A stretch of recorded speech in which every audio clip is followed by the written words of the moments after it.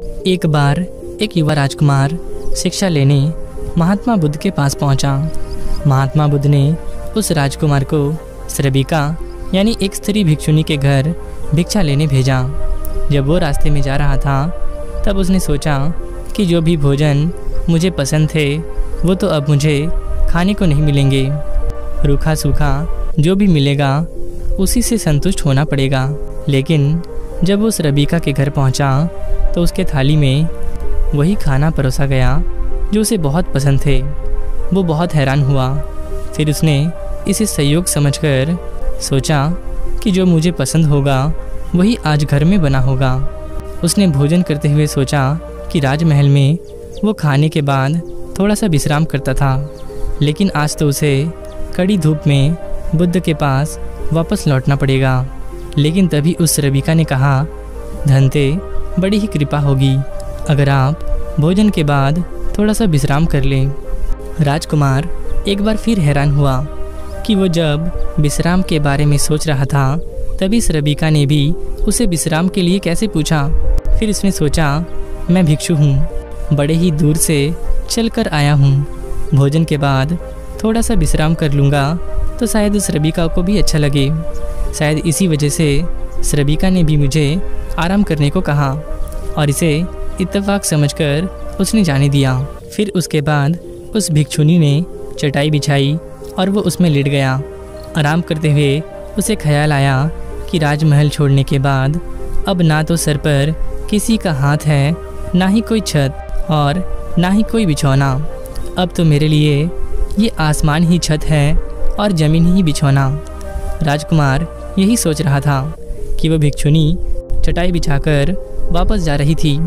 वो रुककर बोली, धनते, आप ऐसा क्यों सोचते हैं?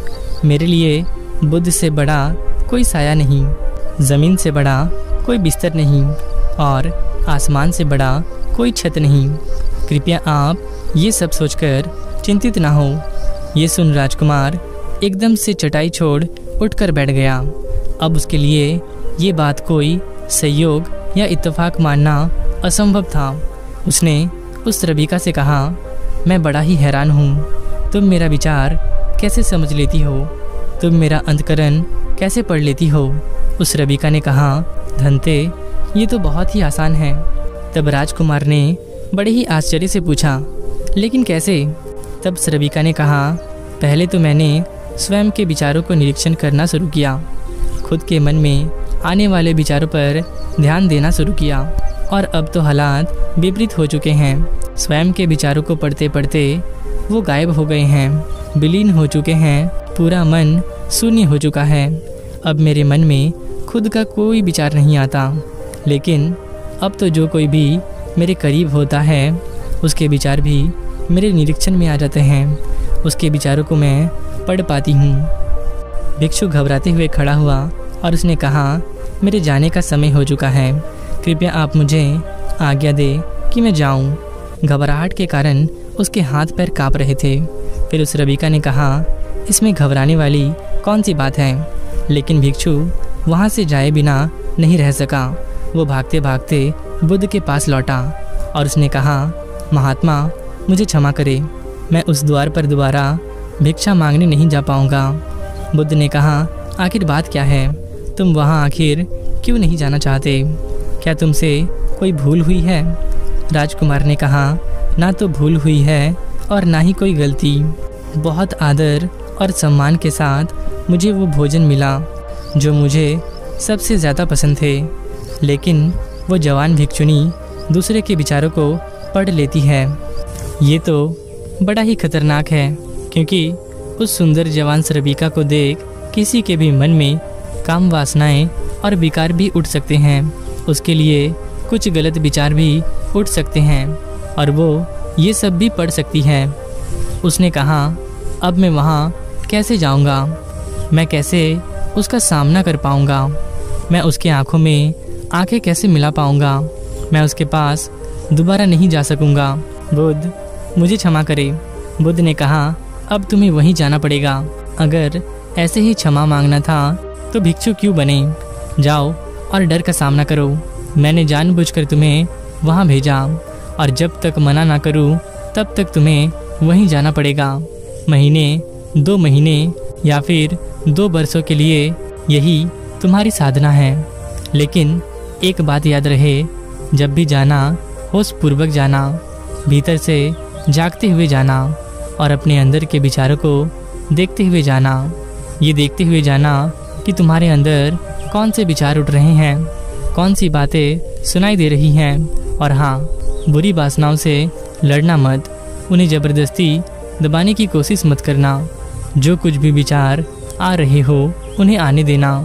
तुम्हारा काम है उन विचारों को ध्यान से देखना और उनका निरीक्षण करना। वो भिक्षु दूसरे दिन वही गया। एक बार के लिए सोच ले कि आप उसके जगह जा रहे हैं और वे श्रबिका आपका मन पढ़ लेती हैं। वो बहुत खूबसूरत है, बहुत आकर्षक है और बहुत सम्मोहित भी। लेकिन वो विचार पढ़ लेती है।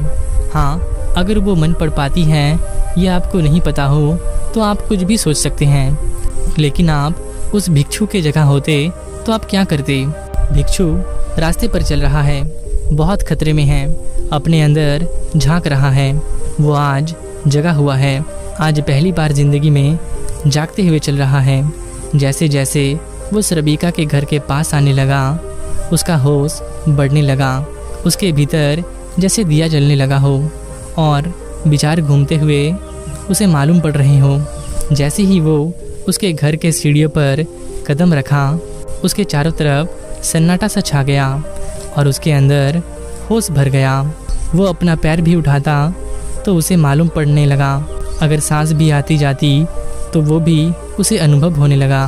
मन के अंदर विचारों का जरा सा भी कोई हलचल आता या वासनाओं की लहर उठती तो वह भी उसे दिखाई देती। और वह जैसे ही श्रबिका के घर के अंदर पहुंचा, उसका मन और गहरा और शांत हो गया। वह बिल्कुल जगा हुआ था, जैसे किसी घर में दीपक जल रहा हो और एक एक चीज कोना कोना प्रकाशित हो रहा हो। वह भोजन के लिए बैठा, उसने भोजन किया, उठा और वापस लौटा। वह उस दिन खुशी से नाचता हुआ वापस लौटा और आकर बुद्ध के चरणों में गिर पड़ा और उसने कहा, आज का दिन बहुत अद्भुत रहा। जैसे जैसे मैं उसके पास पहुंचा, वैसे वैसे मैंने खुद को जागा हुआ पाया। विचार तो गायब ही हो गए, कामनाएं और वासनाएं तो खत्म ही हो गई। और मैं जब उसके घर में गया तो मेरे भीतर केवल सन्नाटा था और कोई उलझन नहीं था। मेरा मन बिल्कुल शांत और निर्मल था। बुद्ध ने कहा, इसी बात के लिए तो मैंने तुम्हें वहाँ भेजा था। अब तुम्हें वहाँ जाने की कोई ज़रूरत नहीं। अब जीवन में इसी तरह से जियो जैसे तुम्हारे विचार सभी पढ़ रहे हैं। जैसे जो भी तुम्हारे सामने है वो तुम्हें जानता है, तुम्हारे अंदर देख रहा है और तुम्हारे भीतर के विचारों को पढ़ रहा है। ऐसे ही चलो और अंदर से होश में रहो। जैसे जैसे जागरूकता बढ़ेगी, वैसे वैसे विचार और वासनाएं खत्म होती चली जाएंगी। दोस्तों, ये कहानी से हमें ये सीखने को मिलता है कि अगर हम अपने भीतर ये बातों को बैठा ले कि सामने वाले के बारे में हम जो कुछ भी सोचते हैं वह लोग उसे पढ़ रहे हैं, उन्हें भी सब दिख रहा है, तो हमारा दिमाग अपने आप ही किसी दूसरे के बारे में बुरा सोचना बंद कर देगा। सोचिए, अगर आपको पता हो कि आप किसी लड़की या लड़के के बारे में गलत सोच रहे हैं और ये बात उस लड़की या लड़के को पता चल जाए, तो क्या आपका मन ऐसी बातों को दोबारा सोचेगा? बिल्कुल भी नहीं। दोस्तों, यदि हम इसे लगातार अभ्यास करते हैं तो हम पाएंगे हमारा मन शून्य हो गया होगा और वो केवल वर्तमान में ही जी रहा होगा। हमारा दिमाग किसी भी चीज़ के बारे में अच्छा या गलत राय बनाना तुरंत छोड़ देगा और वो चीज़ों को बिल्कुल वैसे ही देखेगा जैसे कि वो सच में है।